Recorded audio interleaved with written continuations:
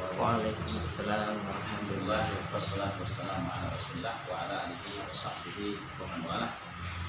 Alhamdulillah, syukur kita kepada Allah SWT yang telah menurunkan hujan pada malam ini. Dan hujan ini adalah nikmat. Allah SWT berfirman, wa ja'alna minal ma'i kulla syai'in hayy. Dan kami jadikan dari air ini segala sesuatu hidup. Jadi kehidupan itu didasari atas turunnya air. Makanya nanti di surga ada namanya Nahrul Hayah, jadi sungai kehidupan. Mereka al-jahannamiyun, orang-orang muslim yang masuk neraka dulu. Sebelum mereka dipindahkan ke surga, mereka dimasukkan, dicelupkan ke sungai Hayah, sungai kehidupan. Dan air itu nikmat luar biasa. Makanya di antara doa yang diajarkan Rasulullah SAW ketika turun hujan, Allahumma shayban nafi'an, ya Allah turunkanlah hujan yang bermanfaat. Dan tidak merasa kenikmatan ini kecuali orang yang tidak mendapatkannya. Ya, kalau kita tinggal di daerah tropis, alhamdulillah ya, hujan setengah tahun hujan ya. Setengahnya lagi kemarau, bahkan di musim kemarau seperti saat ini pun turun hujan. Artinya kita tidak pernah kekurangan hujan, kekurangan air. Di sungai-sungai kita alhamdulillah terus mengalir, sumur-sumur ada airnya, lautan luas luar biasa. Kita tidak merasa nikmat ini. Tapi sebagian orang yang daerahnya jarang hujan, yang sering kekeringan, mereka akan merasakan betapa nikmatnya setetes air bagi mereka. Ini nikmat yang luar biasa. Makanya kita perlu bersyukur. Dan benar memang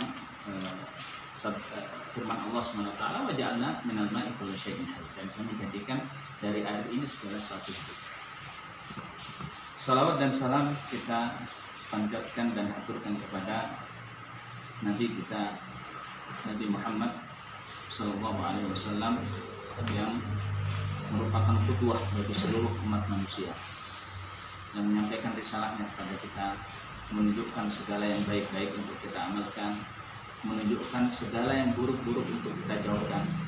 Ya, tidak ada kebaikan kecuali telah beliau tunjukkan. Tidak ada keburukan kecuali telah beliau peringatkan umatnya. Makanya kalau kita ingin selamat dunia dan akhirat, bahagia dunia dan akhirat, maka ikutilah petunjuk yang dibawa oleh Rasulullah SAW. Para ayah yang dirahmati Allah SWT, kajian malam ini sangat istimewa. Karena yang pertama ini adalah pertemuan pertama ya, untuk membahas kitab Al-Kasbu, kitab baru yang mungkin baru di telinga kita. Anda sendiri baru ya, karena kitab ini tidak akan kita pelajari di bangku kuliah, tidak ada. Bahkan bangku kuliah syariah tidak ada. Ya. Tapi inilah kehidupannya. Kitab ini akan mengajarkan kepada kita kehidupan. Dan itulah yang dibutuhkan. Ya, tidak semua yang dibutuhkan kadang diajarkan di bangku kuliah. Dan begitu juga tidak semua yang diajarkan di bangku kuliah kadang kita dapati prakteknya di kehidupan. Tapi alhamdulillah ini mungkin termasuk taufik dari Allah SWT ketika kita mempelajari kitab yang mulia ini, Al-Kasbu, yang ditulis oleh seorang imam besar, yaitu Muhammad bin Hasan Asy-Syaibani. Jadi Imam Muhammad bin Hasan ini murid dua imam besar. Ya, beliau itu adalah muridnya Abu Hanifah, imam dari mazhab Hanafi. Dan uniknya Muhammad bin Hasan, penulis buku ini, itu beliau berguru kepada Imam Abu Hanifah ya beberapa tahun sebelum meninggalnya Abu Hanifah. Jadi tidak lama. Kalau dikatakan di dalam fikih madhabi, siapa imam yang tiga? Nah, ini istilah mereka, imam yang tiga. Al-a'immatuna ats-tsalatsah. Kalau dikatakan a'immatuna ats-tsalatsah, siapa imam yang tiga? Maka mereka akan mengatakan Abu Hanifah, Abu Ya'qub, dan Muhammad bin Hasan. Abu Ya'qub ini murid senior Abu Hanifah. Ya, beliau berguru 20 tahun lebih dari Abu Hanifah. Tapi Muhammad bin Hasan ini ya karena lebih muda dari keduanya, maka cuma beberapa tahun saja berguru kepada Abu Hanifah, kemudian Abu Hanifah meninggal. Tapi ternyata Allah SWT menakdirkan kebaikan kepada Muhammad bin Hasan ini. Sehingga sepeninggalan Abu Hanifah beliau belajar ke Imam Malik. Dibayangkan ini Abu Hanifah itu di Irak. Di Irak. Imam Malik di Madinah. Ini jaraknya berapa nih?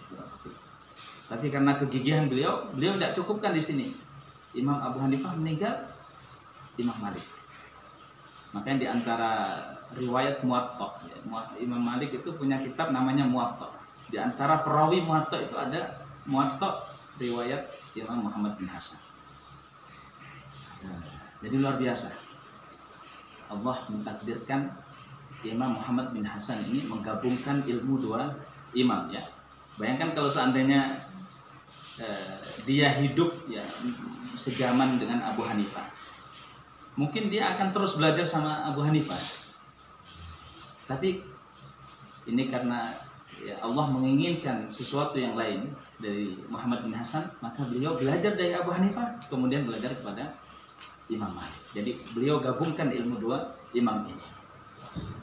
Ya memang keistimewaan dua imam ini beda-beda. Kalau Imam Abu Hanifah keistimewaannya pada istimbat, kuatnya istimbat. Jadi mungkin satu dalil itu bisa diambil ratusan hukum. Saking kuatnya istimbatnya Imam Abu Hanifah. Jadi satu dalil, satu ayat. Mungkin kalau kita lihat hukum apa ya. Kalau kita amati sendiri dengan kedangkalan ilmu kita mungkin tidak bisa menafsirkan ini apa ya, tidak bisa. Tapi Abu Hanifah bisa ratusan hukum bisa keluarkan dari hanya satu dalil. Ini kuatnya istimbatnya Abu Hanifah. Sedangkan Imam Malik keistimewaannya adalah banyaknya dalil, banyaknya hadis. Karena memang keistimewaan Madinah itu di situ banyak para sahabat, anak-anaknya para sahabat. Jadi keistimewaan hadis di Ahlul Madinah. Makanya ketika Imam Muhammad bin Hasan menggabungkan dua ilmu imam ini, maka lahirlah ya apa yang namanya dengan madhab Hanafi ya, memperkaya khazanah ilmiah madhab Hanafi. Sehingga kalau dikatakan imam yang tiga di dalam madhab Hanafi, maka mereka akan mengatakan Abu Hanifah, Abu Yusuf, dan Muhammad bin Hasan. Dan Muhammad bin Hasan ini selain beliau adalah murid dari dua imam ini, beliau adalah guru dari Imam Syafi'i. Jadi Imam Syafi'i itu ketika beliau ya, difitnah, beliau pernah difitnah sehingga sampai ditangkap oleh khalifah, dihadirkan ke Irak. Jadi beliau itu aslinya kan Mekah, tapi karena difitnah beliau dihadirkan, didatangkan ke Irak untuk diinterogasi, ditanya betul gak fitnah yang menimpa Imam Syafi'i. Akan tetapi di majelis khalifah pada saat itu qadarullah ada Muhammad bin Hasan. Dan seketika itu Muhammad bin Hasan melihat Imam Syafi'i, langsung mengatakan, ya khalifah, ini orang baik, serahkan saja kepadaku. Ya, ini termasuk apa? Allah SWT memuliakan Imam Syafi'i dengan ditolongnya Imam Syafi'i dari hukuman khalifah, kemudian dipertemukan dengan Imam Muhammad bin Hasan. Pada akhirnya Imam Syafi'i pun berguru kepada Muhammad bin Hasan. Ini menunjukkan pentingnya kitab ini karena ditulis oleh seorang ulama yang besar. Kalau kita pelajari sirah para imam, maka tidak akan habisnya, tidak akan ada habisnya. Ini sangat istimewa sekali. Kejadian-kejadian itu pasti banyak hikmahnya. Oh, ternyata Allah SWT mentakdirkan seperti ini, ternyata ada sisi positifnya bagi mereka. Ya, ketika Imam Syafi'i ditangkap kemudian dibawa ke khalifah, ternyata ada hikmahnya. Di antaranya adalah bertemu dengan Imam Muhammad bin Hasan. Akhirnya Imam Syafi'i pun menggabungkan ilmu Ahlul Hijaz yang terkenal pada saat itu dengan madrasah Ahlul Hadis dengan ilmu Ahlul Iraq yang terkenal dengan madrasah Ahlul Iraq. Nah, dan pertemuan dengan Imam Muhammad bin Hasan tidak hanya sekali. Karena Imam Syafi'i itu 2 kali, nanti setelah itu kembali lagi ke Mekah, baru datang lagi. Dan pertemuan Imam Syafi'i dengan Muhammad bin Hasan, meskipun antara guru dengan murid, tapi Imam Syafi'i yang terkenal dengan kecerdasannya, keluasan ilmunya. Demikian juga Imam Muhammad bin Hasan yang terkenal dengan kelapang dadanya. Itu tidak mendikte Imam Syafi'i kamu begini-begini, tidak. Tapi cara belajar mereka itu adalah munaqasyah, tanya jawab. Makanya ada buku di antara buku Imam Syafi'i itu, bukunya itu berisi tentang apa? Bantahan dirinya terhadap mazhab Hanafi. Ya, jadi beliau membantah gurunya, nanti gurunya membantah dia. Ditulis itu sama Imam Syafi'i. Itu termasuk hazanah ilmiah pada saat itu, yaitu saling bertanya, saling menjawab, itu ternyata membuahkan karya ilmiah. Ya, tidak seperti zaman kita ya. Kalau terjadi seperti itu bukan karya ilmiah yang hadir, tapi bisa jadi ya adu fisik atau apa. Tapi para ulama pada saat itu mengerti bahwa beginilah cara memahami dalil ya. Karena masing-masing memberikan akal yang berbeda, masing-masing diberikan ilmu yang berbeda. Allah juga berfirman, wa fawqa kulli dzi ilmin alim. Di atas orang yang berilmu ada lagi yang masih berilmu. Mungkin ini istimewa dari segi ini, tapi alim yang lain istimewa dari sisi yang lain. Makanya mereka saling bertukar pikiran, bertanya, kemudian dijawab, oh ternyata dalilmu ini ada yang lebih kuat dari itu. Begini dalilku. Oh dalilmu ada yang lebih kuat. Demikian seterusnya sampai keluarlah karya Imam Syafi'i tentang bantahan beliau terhadap mazhab Hanafi. Sedangkan kitab beliau ini Al-Kasbu. Al-Kasbu itu secara bahasa berarti menghasilkan, dari kasaba yaksibu, menghasilkan. Kasaba hubbahu, menghasilkan cintanya, meraih cintanya. Makanya dalam firman Allah SWT, Allah berfirman, Dhuharul fasadu fil barri wal bahri lima kasabat aydin nas. Jadi telah nampak kerusakan di muka bumi, di lautan itu karena ulah tangan manusia. Jadi karena perbuatan manusia. Al-kasbu itu artinya adalah perbuatan, ini secara bahasa. Tapi secara adat manusia, jadi ada istilahnya secara pemakaian. Orang Arab memakai al-kasbu ini untuk menunjukkan tentang menghasilkan harta, ya, khusus pada harta saja.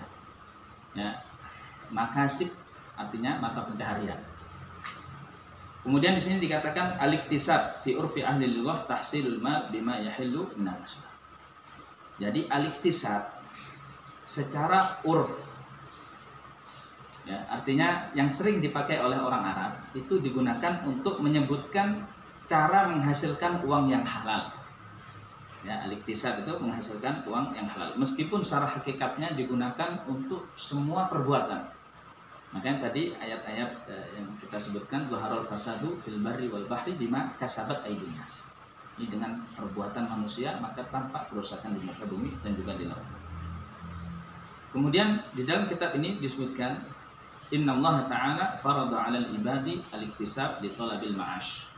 Sesungguhnya Allah Subhanahu wa taala mewajibkan kepada hamba-hamba, kepada ya, semua manusia, al-iktisab li talabil ma'ash. Jadi bekerja untuk mencari kehidupan.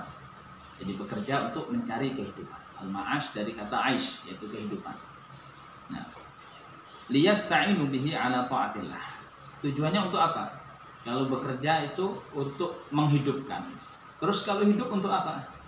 Setelah hidup, liyasta'inu ala ta'atillah, ya, untuk membantu taat kepada Allah. Jadi rumusannya berurutan begini.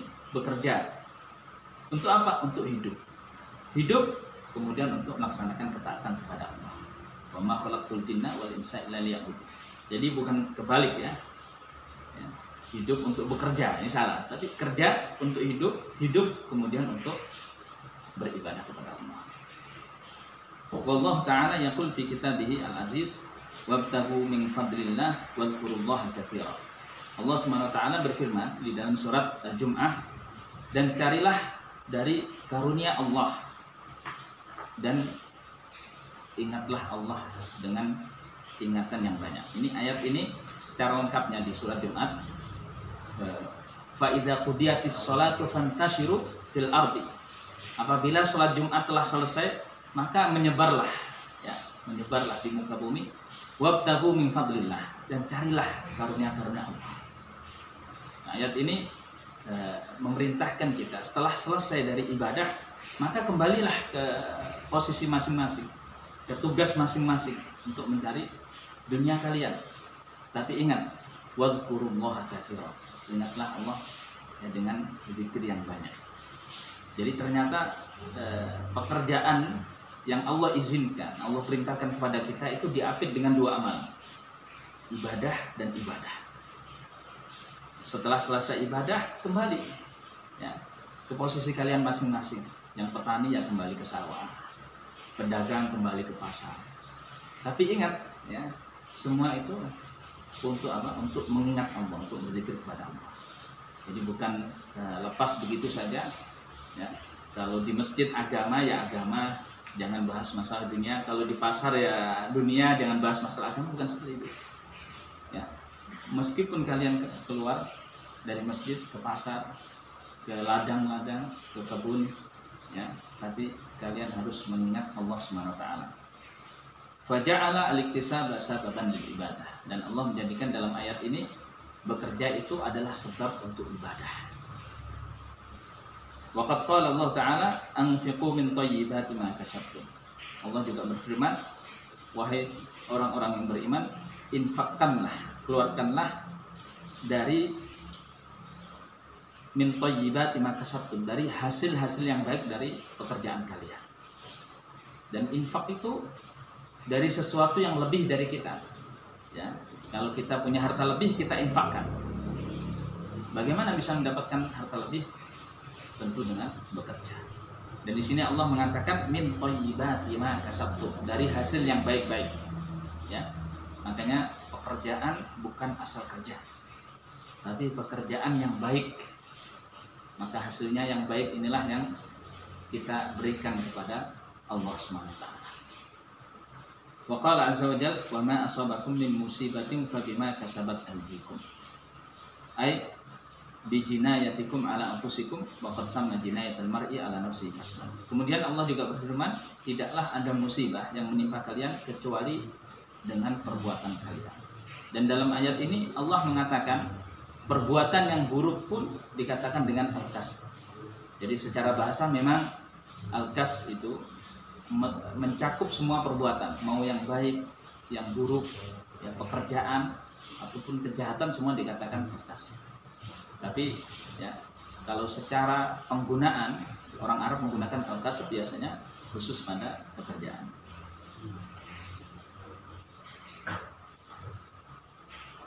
Wa qala azza wa jalla fi ayati sadaqah jazaa'an bima kasaba nakalan minallah. Allah juga berfirman di dalam ayat yang menyebutkan tentang pencurian ya. Ketika Allah menyebutkan wasariqu wasariqatu faqta'u aydiyahuma. Jadi pencuri laki-laki, pencuri wanita, maka potonglah tangan mereka berdua. Kemudian Allah mengatakan jazaa'an bima kasabat nakalan minallah. Jadi itu adalah sebagai balasan dari perbuatan mereka. Ketika mereka berbuat menzalimi orang lain, maka hukumannya begitu. Dan itu hukuman itu atas landasan perbuatan mereka. Fa'arafna anna laf musta'malun fi kulli bab walakin indal itlaq yafham iktisab. Kemudian beliau menyebutkan al-kasbu wa hukmuhu wa fadluhu. Jadi kasb ini apa hukumnya? Bekerja itu apa hukumnya? Keutamaannya apa? Beliau mengatakan summa bada Muhammad rahimahullah ta'ala al-kitab biqaulihi talabul kasbi faridatun ala kulli muslim kama anna talabal ilmi faridah. Jadi mencari pekerjaan itu adalah kewajiban bagi setiap muslim, sebagaimana menuntut ilmu itu adalah kewajiban. Ada hadis yang sangat istimewa ya. La hasada illa fisnatain. Jadi tidak boleh hasad. Hasad itu kan tidak boleh, termasuk penyakit hati. Tidak boleh ada hasad kecuali dalam dua hal ya. Dalam dua hal. Yang satu adalah rajulun ya, seseorang yang Allah berikan kepadanya harta, kemudian dia menginfakkan hartanya ya di jalan Allah.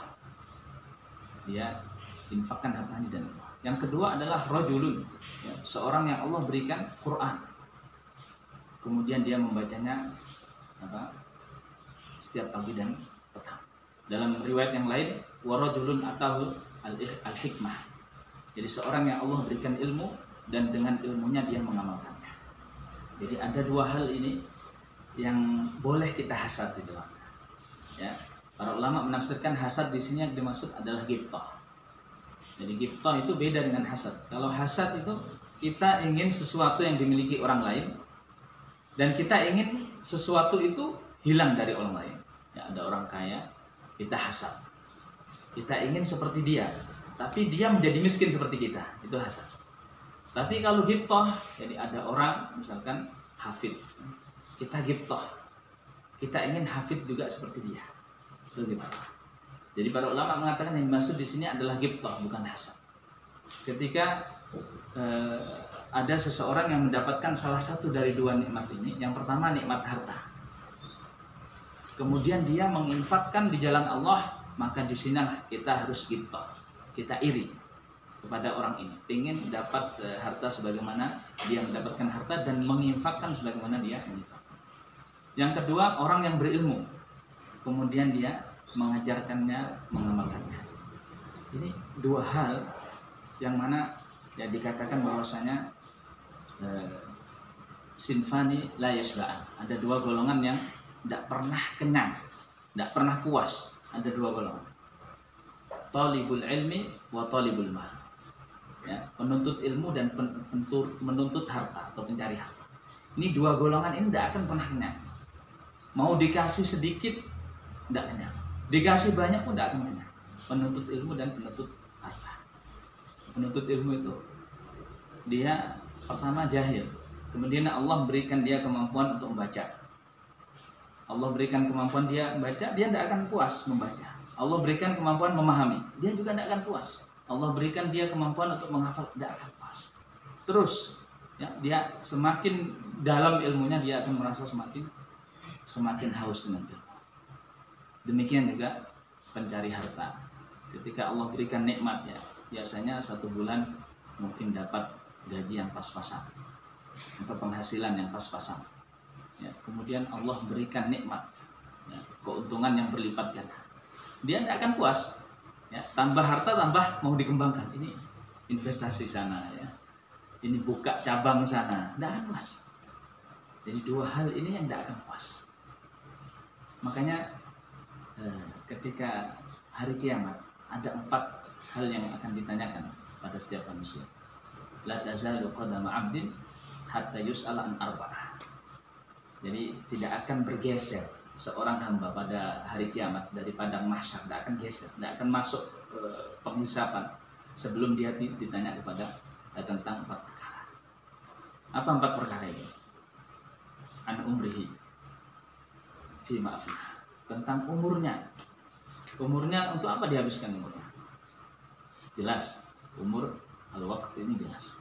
Kemudian yang kedua, an ilmihi bima amila fi, tentang ilmunya, ya. Ilmu ini untuk diamalkan untuk apa? Jelas ilmunya. Kemudian yang ketiga, an malihi min aina iktasabah wa fima anfaqah, dari mana dia hasilkan, kemudian untuk apa dia nafkahkan. Yang keempat, an jismihi fima ablah, tentang badannya ini untuk apa dia manfaatkan ketika itu. Dari 4 pertanyaan masing-masing ditanya 1 kali. Umurnya tanya 1 kali, ya. Kemudian ilmunya tanya 1 kali, badannya 1 kali. Tapi harta ditanya 2 kali. Dari mana engkau dapatkan harta? Kemudian untuk apa engkau nafkahkan? Ini menunjukkan penting sekali mempelajari bagaimana jalan-jalan harta ini masuk ke saku kita, masuk ke tangan kita ini gimana caranya. Supaya nanti ketika ditanya bisa kita jawab, oh harta itu kita hasilkan secara halal dan kita nafkahkan secara halal. Nah, di sini beliau menghadirkan sebuah hadis yarwihi Ibnu Mas'ud an Rasulullah sallallahu alaihi wasallam, talabul kasbi faridatun ala kulli muslim. Jadi hadis dari Abdullah bin Mas'ud, Rasulullah SAW sabda, mencari nafkah itu adalah kewajiban bagi setiap muslim. Ini lafadznya hampir mirip dengan thalabul ilmi. Thalabul ilmi faridatun 'alal muslim. Jadi ternyata dua-duanya ini faridah. Ya, sebagaimana menuntut ilmu itu wajib dan itu sangat penting. Ya, pembahasannya mungkin kita akan khususkan waktu tertentu tentang ini. Tapi di sini dihadirkan tentang hadis tentang pentingnya mencari nafkah, fardhu. Jadi penting karena dia adalah fardu. Kenapa dia bisa menjadi fardu? Wa fi riwayatin talabul kasbi ba'da sholatil maktubah al faridah ba'da al faridah. Ini dalam riwayat yang lain Rasulullah SAW bersabda, mencari nafkah setelah sholat fardu itu adalah melakukan hal fardu setelah hal fardu. Jadi sholat fardu itu kan wajib. Mencari nafkah setelah selesai sholat itu juga wajib. Makanya dia berpindah dari sebuah kewajiban ke kewajiban yang lain. Fa idza faragta fansab. Apabila selesai dalam satu perkara, beralih ke perkara yang lain. Jadi di sini malah kita dituntut ya, kalau kita sudah selesai sholat maka beralih ke kewajiban yang lain. Ya, bukan beriktikaf di masjid seharian. Ada waktu sendiri dikhususkan dalam 1 tahun. Tapi tidak iktikaf sepanjang tahun. Ada waktunya. Ya, ada waktunya untuk beribadah, ada waktunya juga untuk bekerja.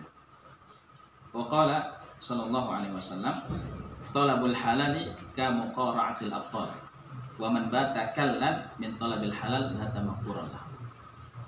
Rasulullah SAW bersabda, mencari rezeki yang halal itu seperti melawan musuh, ya, musuh yang abtal, yang kesatria. Ya, ada musuh di medan jihad. Itu biasanya yang menghadapi orang yang kesatria itu kesatria juga. Ya, tidak mungkin orang biasa menghadapi kesatria, tidak mungkin. Ya, kesatria yang biasa panglima berkuda itu kesatria juga yang menghadapi. Orang yang bekerja itu sama dengan orang yang berjihad melawan kesatria dari musuh. Barang siapa yang tidur malam karena capek kerja di siang hari, wa man bata kallan min talabi al-halal, maka dia diampuni dosanya. Ini hadis yang Masya Allah ya, termasuk kabar gembira bagi kita. Ternyata capek kita di siang hari, kemudian tidurnya kita di malam hari, karena dengan niatan besok bisa bangun pagi segar untuk mencari nafkah lagi. Ternyata itu adalah sebab diampuninya dosa kita. Subhanallah ya. Maka ya, capek-capek kita di siang hari itu tidak percuma ternyata. Selain kita mendapatkan rezeki, bisa menafkahi keluarga kita, ternyata Allah juga mengampuni dengan sebab usaha kita di siang hari ketika kita sedang tidur. Tidur ini, bayangkan. Ya, bukan qiyamul lail. Kalau qiyamul lail jelas sudah orang tengah malam qiyamul lail berdoa, ya Allah Rabbighfir, jelas. Tapi tidur ngorok ternyata Allah SWT ampuni dosa kita. Karena apa? Karena di siang hari kita mencari rezeki yang halal. Waqad kana Umar bin Al-Khattab radhiyallahu ta'ala anhu yuqaddim darajatal kasbi ala darajatil jihad. Umar bin Khattab radhiyallahu ta'ala anhu ya, bahkan lebih mementingkan atau lebih mengutamakan orang yang mencari harta yang halal daripada orang yang berjihad. Kenapa? Fayaqul la an amuta baina syu'batai rahli adribu fil ard abtaghi min fadlillah ahabbu ilayya min an uqtala mujahidan fi sabilillah. Jadi Umar bin Khattab mengatakan, sungguh seandainya aku mati dalam kondisi sedang safar, ya, karena orang-orang Mekah itu, Umar bin Khattab ini kan orang Mekah, Quraisy. Jadi orang Quraisy ini mata pencaharian utama mereka adalah berdagang. Allah SWT mengamadikan di surat Quraisy, li ila fi Quraisy. Jadi ila itu ilaf itu perjalanan, ya, perjalanannya orang Quraisy. Li ila fi Quraisy ila fihim rihlatas syita'i was-shaif. Jadi perjalanan dagang mereka itu pada 2 musim ini, musim panas dan musim dingin. Kalau musim dingin mereka itu pergi ke Yaman, karena di Yaman daerah selatan dekat dengan Khatulistiwa, maka tidak dingin. Kalau musim panas mereka dagangnya ke Syam. Nah, jadi tidak pernah putus rezeki mereka. Ya, alhamdulillah. Karena mereka bisa berdagang sepanjang musim. Umar bin Khattab mengatakan, seandainya aku mati dalam kondisi safar, ya, beliau mengatakan di sini rahli itu hewan tunggangan, ya, unta itu dikasih apa istilahnya, tempat duduk itu namanya rahl. Dan rahl itu ada di depan itu ada kayak begini, kayak pegangan. Di belakang juga ada untuk senden. Seandainya aku mati dalam tempat ini, rahl ini, duduk di atas rahl dalam perjalanan berdagang, itu lebih aku sukai daripada aku mati di jalan berperang di jalan Allah. Kenapa wahai Umar bin Khattab? Karena Allah SWT berfirman, wa akharuna yadribuna fil ardi yabtaguna min fadlillah wa akharuna yuqatiluna fi sabilillah. Di dalam surat Al-Muzammil, di akhir ayat-ayat yang terakhir yang paling panjang itu, setengah halaman, Allah berfirman, ya, dan sebagian mereka itu berjalan bersafar, ya, untuk mencari karunia Allah, jadi berdagang. Dan sebagian mereka berjihad. Di sini Allah menyebut orang dagang dulu, baru orang-orang yang jihad. Makanya maka Umar bin Khattab mengatakan, seandainya aku mati dalam kondisi mencari rezeki yang halal, itu lebih aku sukai, lebih aku cintai daripada aku mati di medan perang. Ini karena dua-duanya sama-sama medan perang, ya. Medan perang yang pertama yaitu jelas medan perang melawan musuh. Medan perang yang kedua yaitu berperang sehingga kita bisa menghidupi diri kita dengan kehidupan yang mulia dan juga keluarga kita. Wa fil hadis, di dalam hadis Rasulullah SAW, ya, suatu ketika safaha Sa'ad bin Mu'adz radhiyallahu taala anhu yauman. Sa'ad bin Mu'adz itu adalah apa istilahnya, ya, sesepuhnya orang Madinah. Jadi dia Ansor. Jadi dia itu kepala sukunya orang Madinah, orang Aus. Jadi Madinah itu ada dua kabilah, ya, Aus dan Khazraj. Aus ini kepala sukunya Sa'ad bin Mu'adz.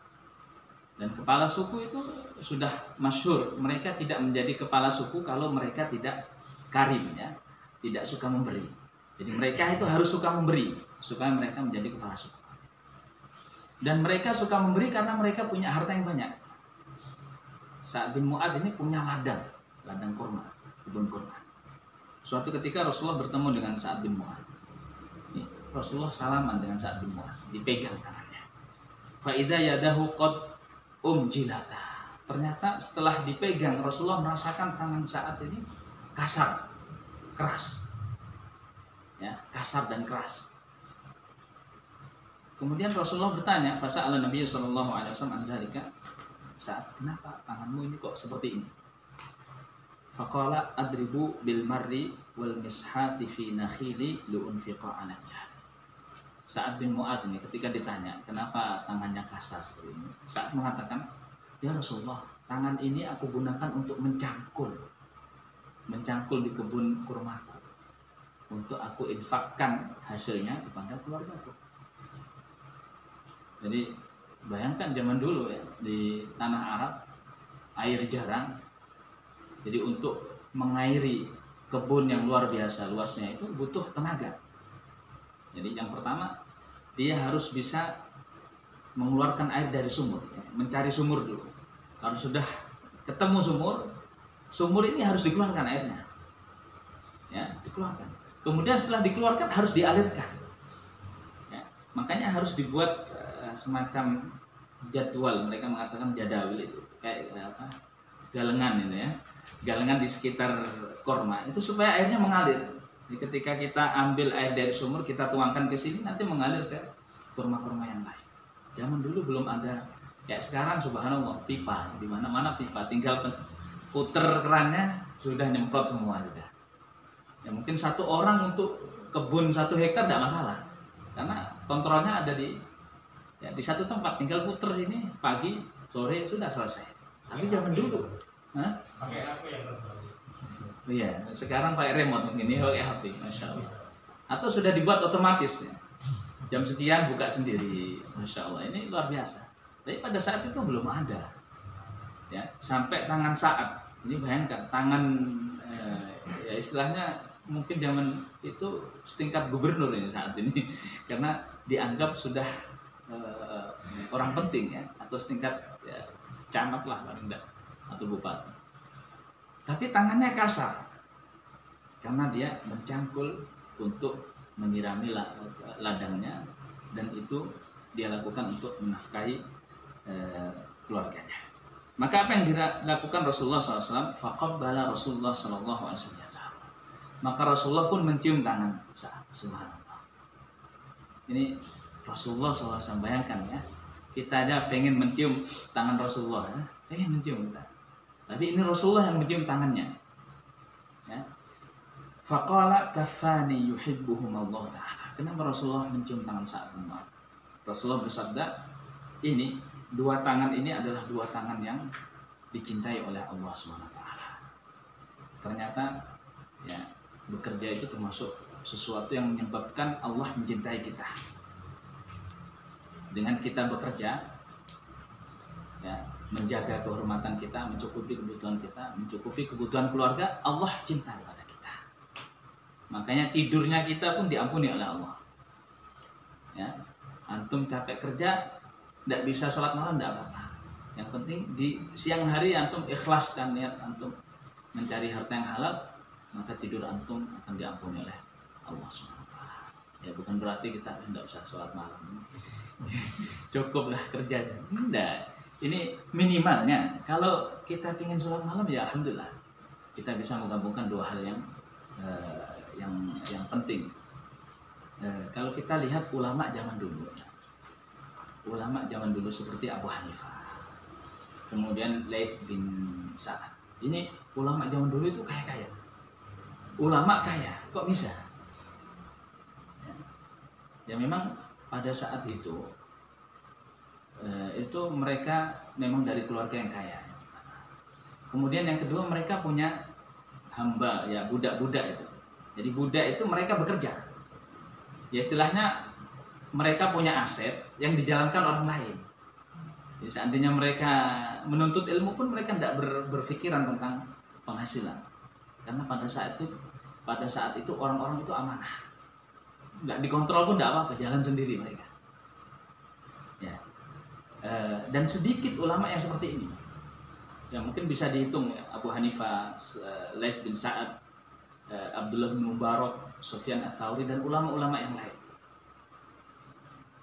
Tapi setelah rusaknya amanah, ya, banyaknya pengkhianatan, susah untuk menggabungkan dua hal ini.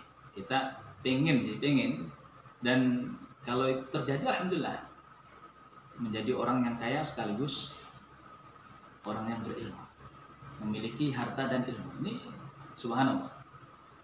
Tapi kalau kita melihat untuk menghasilkan dua hal ini susah, ya, karena kalau kita fokus kepada bekerja saja, kita akan menyisihkan waktu untuk menuntut ilmu itu, kita akan menyedikitkan waktu menuntut ilmu. Sebaliknya kalau kita menuntut ilmu, menyedikitkan waktu untuk bekerja. Makanya para ulama setelahnya, ya, seperti zaman Al-Imam Ghazali dan seterusnya, Al-Imam Nawawi. Jadi model ulama pada saat itu adalah ada dua golongan yang saling menopang. Ulama yang fokus dengan ilmunya, dengan orang kaya yang fokus dengan hartanya. Ya, seolah-olah mereka itu berkata, terus kita kerjasama. Antum tuntut ilmu, tidak usah mikirkan rezekimu, tidak usah. Aku yang mencukupi, tidak usah. Makanya Imam Nawawi itu tidak pernah bekerja, karena ayahnya yang mencukupi. Ayahnya itu pedagang. Jadi dulunya ayahnya pedagang di kota Nawa, kota kecil. Kemudian suatu ketika Imam Nawawi disuruh jaga. Pada saat itu masih kecil, disuruh jaga tokonya. Tapi ternyata Imam Nawawi ini kurang tangkap dalam bekerja. Justru malah waktunya digunakan untuk menghafal Al-Quran. Jadi hafalnya Imam Nawawi Al-Quran itu bukan di masjid, tapi di toko ayahnya. Akhirnya ada seorang alim yang melihat kejadian ini, seolah-olah ya, orang ini menasihati ayahnya, karena melihat Imam Nawawi seperti itu, kayaknya anak ini tidak cocok dengan pekerjaanmu, tidak cocok. ini cocoknya dengan ilmu. Makanya akhirnya ayahnya mengirim ke Damaskus, ya, ibu kota pada saat itu, Damaskus. Akhirnya Imam Nawawi menjadi imam yang sampai sekarang bukunya dipelajari itu karena jasa ayahnya. Bayangkan, ayahnya orang biasa, orang ami istilahnya, ya, orang biasa, orang awam. Tapi Imam Nawawi luar biasa, dan itu pahalanya tidak luput dari jasa dari ayahnya. Ayahnya menginfak, semua kebutuhannya ditanggung sama ayahnya. Dan pada saat itu Imam Nawawi yang wafat duluan sebelum ayahnya, karena memang wafat beliau masih muda. Jadi dua golongan ini seolah-olah pada suatu masa, ya, itu bekerja sama. Seolah-olah mereka mengatakan, kamu wes tugasnya tuntut ilmu kebutuhanmu tak cukup. Sebaliknya alim juga begitu, udah kamu nggak cocok ini, menuntut ilmu nggak cocok, sudah kamu kerja cari yang halal, ya, nanti kita yang mempelajari agama, ya, kita yang akan mendakwakan agama, kalau kamu ada masalah kita akan mengajari dan sebagainya. Jadi ada seolah-olah pembagian tugas sehingga berjalan, ya, umat pada saat itu. Ketika umat membutuhkan ilmu, maka datang ke ahli ilmu. Ketika umat membutuhkan dana, datang ke ahli harta. Nah, jangan setengah-setengah, ya. Ilmu tidak dapat, harta tidak dapat, ya. Ngaji ya untuk geladok, ya. Kalau sempat ngaji, kalau ingat ngaji, kalau tidak ingat tidak ngaji. Kerja pun demikian, malas-malasan. Jangan setengah-setengah, fokus. Kalau kita fokus kerja, ya sudah kerja, cari harta yang halal, cukupi kebutuhan kita, kalau bisa kita nafkahi para ustadz-ustadz, ya, sehingga mereka bisa lebih fokus mengembangkan ilmunya. Demikian juga kalau kita menuntut ilmu, sudah jangan setengah-tengah, ya, menuntut ilmu sambil nyambi, ya, sudah fokus menuntut ilmu. Nah, wa fi hadza bayanan anna al-mar'a bi iktisabin ma la budda lahu minhu yanalu min ad-darajat a'laha wa innama yanalu dzalika bi aqwatil fardh.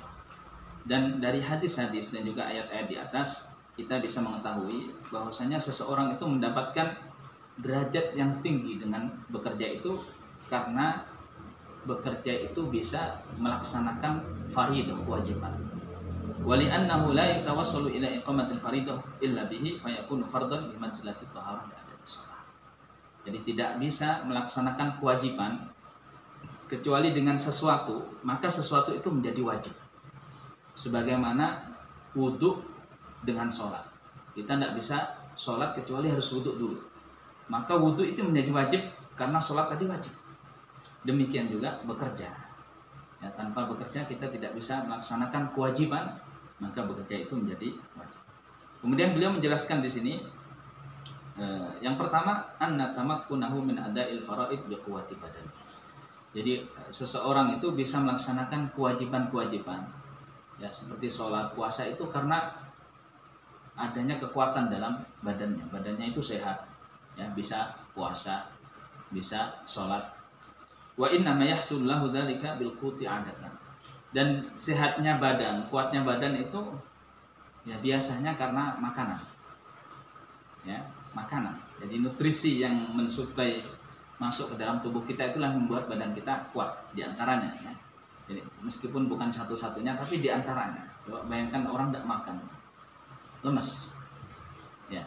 Jadi makanan itu termasuk yang membuat badan kita kuat. Walitahsilil qut turuq. Dan untuk mendapatkan makanan ada 3 jalan. Ada 3 jalan. Yang pertama adalah bekerja. Yang kedua adalah merampok. Ya, buat taghalub disebutkan sini. Yang ketiga adalah mencuri, mengambil tanpa izin. Jadi yang pertama itu bekerja. Ya, bekerja, jual beli, bercocok tanam, mengembala, ini bekerja. Yang kedua merampok, ya. Tidak kerja tapi ada orang punya, dirampok. Yang ketiga mengambil tanpa izin, mencuri. Walintihabu yastaujibu al-iqab. Dan mencuri ini, mengambil tanpa izin itu, ya, berhak mendapat hukuman. Wa fit taghul fasad, dan merampok itu termasuk kerusakan. Wallahu la yuhibbul fasad, dan Allah tidak menyukai kerusakan. Maka hanya ada satu jalan saja yang yang selamat, yang halal, yang dicintai oleh Allah, fayata'ayyan jihatu al-iktisab litahsilil qut. Hanya ada satu jalan, yaitu dengan bekerja. Waqad qala Nabi sallallahu alaihi wasallam, nafsul mu'min matiyatuhu wal yuhsin ilaiha. Jadi jiwa mukmin, jiwanya itu adalah tanggung jawabnya, bebannya. Maka hendaklah dia berbuat baik kepada jiwanya, kepada dirinya. Jadi sebelum kita mengatakan tanggung jawab kita, istri kita, anak kita, yang pertama tanggung jawab kita diri kita. Diri kita dulu tanggung jawabnya. Ya, orang jomblo misalkan, remaja, itu tanggung jawabnya dirinya sendiri. Kita tentu diri kita, kemudian keluarga kita.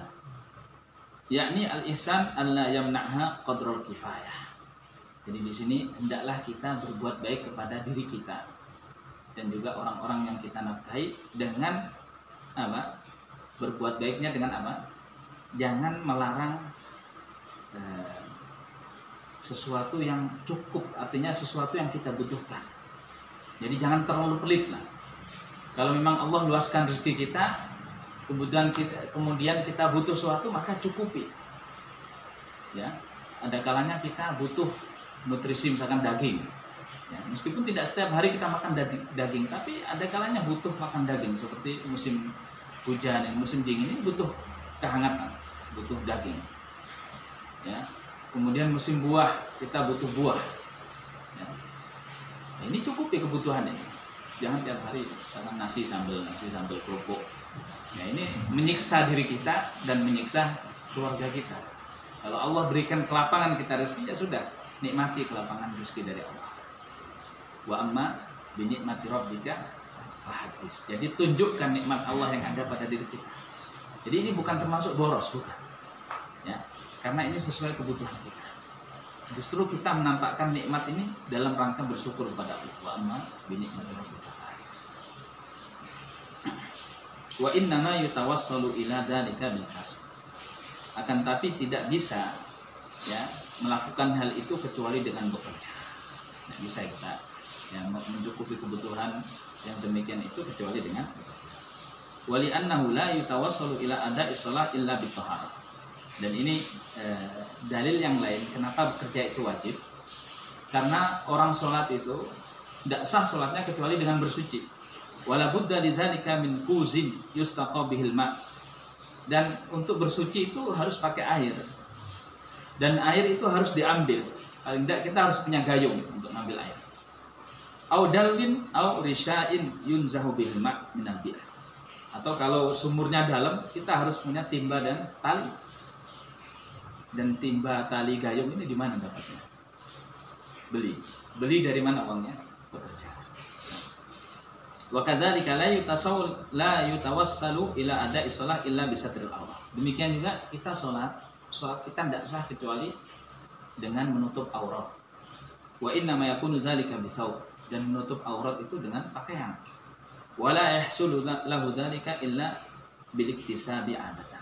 Dan kita tidak bisa membeli pakaian kecuali dengan bekerja. Wala yata'atta iqamatul fardi illa bihi yakunu fardhan fi nafsi. Dan sesuatu yang membuat kewajiban itu tidak sempurna kecuali dengannya, maka sesuatu itu menjadi wajib. Gimana? Sudah masuk? Ya, mungkin kita cukupkan di sini. Allah Ta'ala sallallahu alaihi wasallam.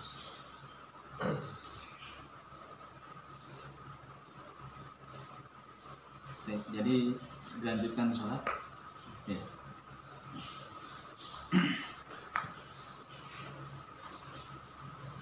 Yang penting adalah pekerjaan yang halal. Ini belum dijelaskan. Bekerja apa saja yang istilahnya yang dianjurkan. Jadi kalau misalkan bekerjanya dari rumah, tidak apa-apa. Alhamdulillah bekerja sekaligus menemani keluarga, tidak apa-apa. Masya Allah. Dan tidak semua orang bisa seperti itu. Ya, ada orang yang memang harus keluar, tidak bisa kerja di rumah, tidak bisa. Ini orang lapangan, kerjanya harus di luar, tidak bisa. Ya, harus bertemu dengan konsumen langsung. Kalau kita disuruh di rumah justru malah tidak bisa, malah macet nanti. Dia harus keluar. Makanya ini yang istilahnya pengorbanannya besar. Dia harus meninggalkan keluarga, apalagi musimnya seperti ini, dia resiko dia untuk tertular dan sebagainya. Nah di sini dituntut tawakal kepada Allah SWT. Jadi ya Allah, ya, ketika kita keluarkan kita disunahkan untuk berdoa. Bismillahirrahmanirrahim. Jadi doa ini sebetulnya penting sekali. Ini kan selain dia doa, kita mohon kepada Allah, dia doa ini untuk menguatkan hati kita. Bismillahirrahmanirrahim. Jadi betul-betul kita tawakal kepada Allah. Sebagaimana seekor burung itu tidak tahu besok makan apa, tidak tahu. Tapi ya sudah, waktunya keluar, waktunya pagi kerja, keluar dia. Dia tidak tahu apa yang akan dia makan hari ini. Makanya Bismillahirrahmanirrahim. Wala haula wala quwwata. Tidak ada daya upaya kecuali dengan izin Allah. Jadi pada hari ini aku tawakal, aku keluar mencari nafkah, mencukupi kebutuhan keluarga. Tidak ada daya upaya kecuali dengan izin-Mu ya Allah. Kalau Engkau menghendaki sesuatu, ya tidak akan ada sesuatu pun yang bisa menolak kehendak-Mu. Jika Allah mengizinkan, misalkan kita beruntung pada hari ini, ya kita selamat, kembali keluarga dengan selamat, maka tidak ada sesuatu pun yang akan mencelakakan kita. Sebaliknya, kalau Allah mentakdirkan kita celaka, ya la qadarullah, misalkan kecelakaan atau misalkan pulang tiba-tiba sakit, la qadarullah, tidak akan ada sesuatu pun yang akan bisa menyelamatkan kita. Meskipun seandainya kita di rumah ngumpet di bawah lorong kamar, tetap kalau Allah mentakdirkan Allah mentakdirkan kita celaka. Ya, makanya doa ini selain kita panjatkan memohon kepada Allah, kita juga memantapkan hati kita, memang betul-betul kita ini keluar tawakal kepada Allah. Dan hanya daya upaya Allah Subhanahu wa taala yang bisa kita jalani sesuai dengan izin Allah. Jadi kalau kita Allah berikan keistimewaan, misalkan kita bekerja di rumah, tidak apa-apa. Tentang niat bekerja, bagaimana kita melihat niat dan selalu dalam perintah Allah. Kemudian bagaimana kita mengetahui kalau hasilnya nanti bermanfaat apa yang kita lakukan yang tersebut. Dengan niat, bagaimana menjaganya dan bagaimana kita menentukan rezeki itu menjadi besar dan Jadi pertanyaan ini sebetulnya jawabannya ya kalau kita selesai dari buku ini sudah selesai. Jawabannya kita bisa menjawabnya sendiri. Tapi ini memang penting ya, niat itu penting. Karena bekerja itu semua makhluk hidup bekerja. Tidak hanya manusia, semua makhluk hidup. Ya, hewan pun bekerja mencukupi kebutuhan dirinya. Kalau kita tidak niat, maka pekerjaan kita akan sia-sia. Ya layaknya hewan, cari makan, sudah dia cari makan pulang, cari makan besok lagi pulang, tidak akan dapat apa-apa. Kalau kita tidak niat apa-apa, percuma. Mau kita tumpuk harta kita sampai 7 turunan pun percuma. Makanya penting, ya karena nanti di akhirat yang ditanyakan 2, masalah harta ini 2. Dari mana kita mendapatkannya dan untuk apa kita menafkahkannya. Makanya niat ini harus ada pada 2 posisi ini. Ketika mencari harta, ketika menafkahkan harta. Ini dua-duanya harus ada niat. Supaya kita mendapatkan pahala. Jadi niatnya bagaimana? Kita niatkan bahwasanya mencari nafkah ini adalah lillahi ta'ala. Ya Allah Subhanahu wa ta'ala mencintai orang-orang yang mencukupi kebutuhannya dari amalannya, dari pekerjaannya dia sendiri, dari tangannya sendiri, ya, dari hasil tangannya sendiri. Makanya kita bekerja dengan niat itu supaya kita tidak bergantung kepada makhluk yang lain, tidak bergantung kepada orang lain. Ya. Kita niatkan, ya Allah, ini aku mencari keutamaanmu, mencari karunia-Mu dengan berikhtiar. Misalkan aku pergi dagang, ya mudah-mudahan hari ini ada rezeki yang bisa mencukupi kebutuhanku, sehingga aku tidak bergantung kepada makhlukmu. Aku hanya bergantung kepadamu saja. Ini niat yang baik. Kemudian apa batasan hasil dikatakan ya kita termasuk hasil yang puas lah, yang cukup? Sebetulnya gampang sekali kalau kita tanya batasannya. Jadi kalau kita lihat zakat fitrah itu wajib dengan 3 syarat. Muslim, kemudian masuk waktu Idul Fitri, yang ketiga apa?